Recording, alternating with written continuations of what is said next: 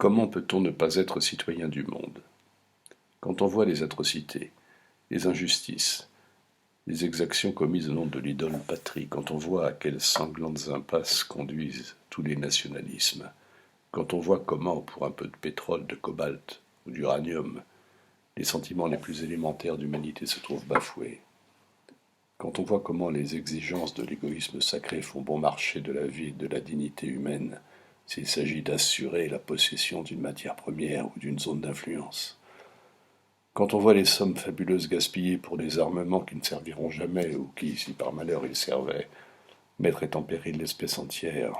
Autrement dit, quand on voit les peuples se ruiner, ou pour rien, ou pour leur suicide, quand on songe qu'avec ces dépenses militaires on pourrait créer partout l'abondance, résoudre tous les problèmes économiques et sociaux à cause desquels le monde est divisé en blocs antagonistes, quand on songe à tout ce que la science, la médecine, la culture, la démocratie pourrait gagner à une pacification du monde qui libérerait tant de puissance et d'énergie, absorbée jusqu'ici par l'œuvre de mort, comment ne pas rêver, tout au moins, d'une humanité sans frontières et capable enfin de se consacrer à des tâches non plus mesquinement nationales, mais planétaires.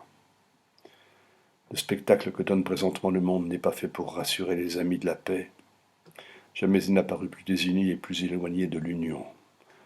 Partout flambent les nationalismes, les chauvinismes, les racismes, les fanatismes. Partout règne en maître l'esprit de rivalité, la volonté de domination, la sauvagerie des soi-disant civilisés. La suite à lire sur Facebook, c'est un extrait du discours de Jean Rostand qu'il a prononcé en septembre 68 à la Mutualité.